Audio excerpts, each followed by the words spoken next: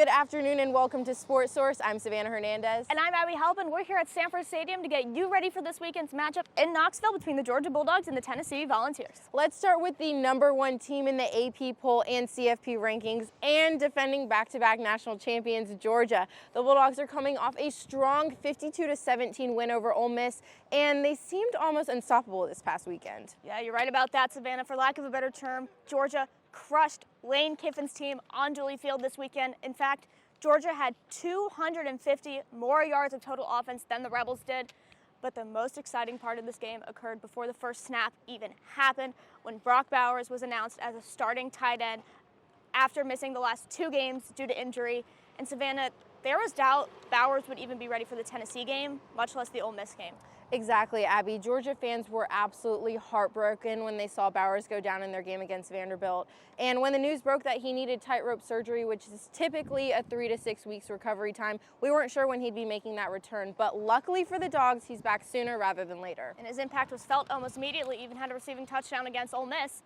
But what did you see from Tennessee over the weekend? Well, Tennessee's week looked a little bit different from Georgia's. The Vols were upset by Missouri 36-7, which makes it the largest losing margin for head coach Josh Heupel in his tenure. But who knows, maybe they'll come out with some vengeance. And it won't even be vengeance from last weekend, but last year. Last November, the Vols rolled into Athens, ranked #1 in the college football playoff poll. But the Georgia faithful played a massive role in a 27-13 Georgia win.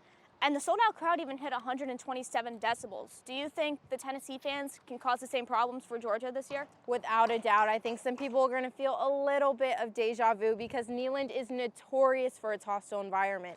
And Georgia may have had the crowd on their side last season, but it's a new year and Tennessee's got that home field advantage. Neyland can fit almost 10,000 more people than Georgia's Sanford Stadium, so I definitely think that's going to play a role in Saturday's outcome. So you got home field advantage on the Vols side, but what do you think is key for Georgia to take this victory on the road and maintain their perfect season?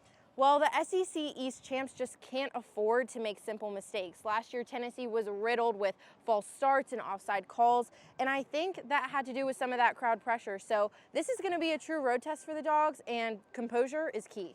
So it's a huge challenge. When you go on the road in the SEC, I say it all the time, it doesn't matter who, where, when, doesn't matter anything about anybody's record.